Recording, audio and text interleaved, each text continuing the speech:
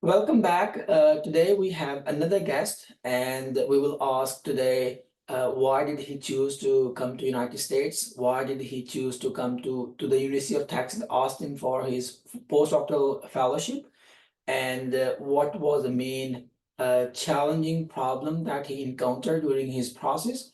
And lastly, we would ask any suggestions for the upcoming postdoctoral fellows. So I would like to request Dr. Adil to introduce himself, and then we will proceed the conversation.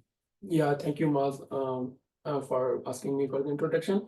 My name is Odil Wasim. I did my PhD from South Korea, so now I am doing my postdoc in University of Texas at Austin. Yeah, so this is my brief introduction. So I work in semiconductor and nanotechnology field. Great. Well, Dr. Adil, thank you so much for joining us today. It's really nice to have a scientist like you. The goal of this conversation today is just to help other applicants so they understand the process, they understand the motivation behind the process, and we will also want to educate people so that they don't feel alone, specifically in this process. So would you like to talk us more about what was the motivation behind applying to the UT at Austin? So my case was a little different. I got opportunity from UT Austin during my PhD. But why I joined this lab because I looked for the lab and their work was very relevant with my PhD work. And professor profile was also very brilliant. So I just decided to come here. Great, great. So typically when postdocs they apply, they look for a job on different platforms, right? And then they try to navigate, they try to filter them, and then they apply, they submit the applications, they upload their cover letter, they upload their papers, and they also upload their CVs. Can you please tell us more about your process? When did you apply? What was the timeline? And then how does the process look like? That's true. You have to prepare your proposal, your cover letter, CV, everything should be very perfect. For my case, I believe my professor found me from LinkedIn. I didn't ask her until yet. She contacted me. Still 1 year was remaining for my graduation. So she contacted me and she told me every details about her work. And then we had some communication on the emails. Yeah, this was ongoing. Then she asked me for a formal interview on Zoom meeting. We had an interview that was, I think, 3 hours long interview, the first interview. Yeah, in that interview, I presented my work. So she already found me from my publication, as she mentioned, and I presented all of the PhD work, and then she was impressed. Yeah, the presentation duration, definitely you need to spend time on your presentation because that's changing your destiny. The duration that I presentation made that was 30 minutes, but that presentation went for 2 hours because she was just asking questions during the presentation, and this is how it went. That was good. Then she presented her work. Yeah, so that was kind of 3 hours interview. After that, we had another interview, and in that interview, we discussed our future work, how we can do this work. So that was also successful. After that, I got just offer letter from her. Great, great. Well, now you are serving as a postdoctoral fellow here at the University of Texas Austin. Typically, professors they do not approach like candidates, right? And I think in that respect, you are very unique, specifically when a PI, like principal investigator, was looking after you and then try to see whether you are a good match for the project. Would you like to tell us more about the challenges that you encountered during the whole process? Of course, you prepared your CV, then you also prepared your other documents. What other documents did you prepare? And then how did you submit your documents? What was the journey? Yeah, the most difficult thing was my presentation, I would say, because she asked me for the interview, and you have one-to-one discussion, and there is no other panel member, and there's no timeline for the meeting. Uh, so that is a platform, and she can explore you, like how much do you know about your work and your research. So I would say, yeah, if you are applying and if you need to prepare your proposal, that must be very perfect and very clear. Don't put things that you don't know. Just put things that you can know, and you can explain it. I think just keep it simple, and in this way, it will work. It will definitely work. Yeah. Great, great. Did you encounter any other problems specifically after receiving your offer letter? So, for example, once you have your offer letter, now many postdocs, they have families, right? Yeah. So when they once you have your offer letter, then the other problem was like accommodation, looking for insurance, looking for visas, and so many other things.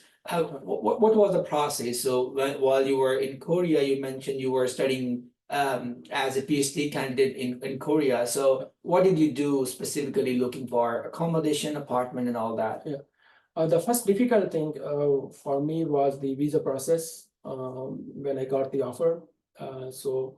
I applied for the visa. Luckily, it was just issued in 18 days. That went for the administrative process. If you have a specific question for visa process, then I can explain the detail later. Sure. But the other issue is that when we decided to move from South Korea to here, I have family, I have kids. So for me, it was really challenging, and I didn't know here in the US who can support me at that time. So I did.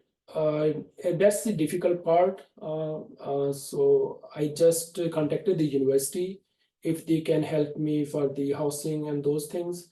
They said they do not have the housings right now available for postdocs and their families. But they shared with me external housing resources. So I just explored them and selected one of them based on the school and other things, because I have children and I was looking for the school that should be near my house.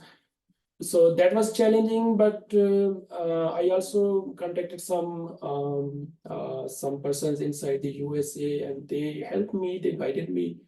But that was challenging, but that was doable. Yeah. So I just completed it online, everything before coming here.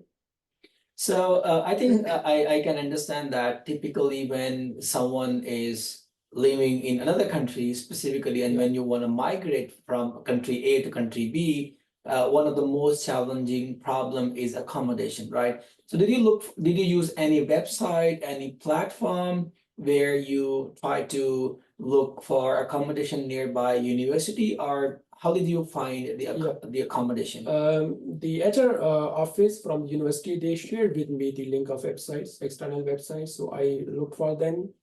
And the other thing, how I found my residence, that was from the Google Map. I just checked the location of my sitting place, my office, and then I found the nearby societies on the Google Map. In that, so I contacted one of the company that was very near to my sitting place. So then we just started the leasing process. Leasing process was also complicated because I was in the other country. I was not available in the USA. And in USA, they check your background. And I would say that my visa was issued in just 2-3 weeks, but my residency was approved in 3 months.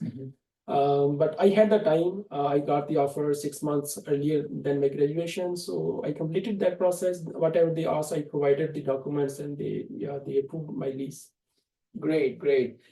In terms of insurance, typically many postdocs, they have family members, and specifically they look for insurance policies. What was the process when you purchase your insurance policy? If you are a student, then university will provide you the insurance. Just confirm from HR. So I confirmed from HR. I do not know about other universities, but I heard that some of the universities, they do not provide. So you have to ask them.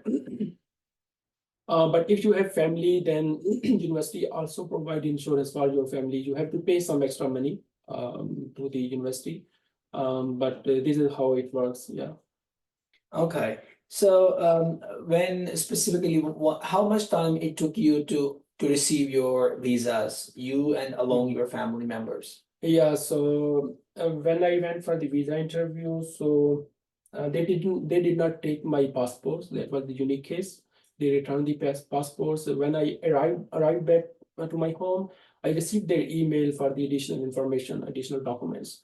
So I emailed them all the documents, scan copies. Then after 3 days, I think they sent me email that my visa is in administrative process. So then after 2 weeks, I followed up with them. So they said it is still in the administrative process, but after my first follow-up, I think 2-3 days were passed, and I received an email that I should dispatch the passport to the embassy. They have proper channels, so I just shipped the passports and they issued the visa to whole family. Okay, great.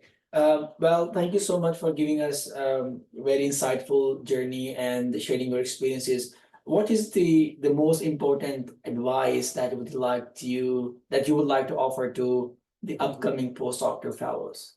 Yeah, so my advice is that actually several people contact us.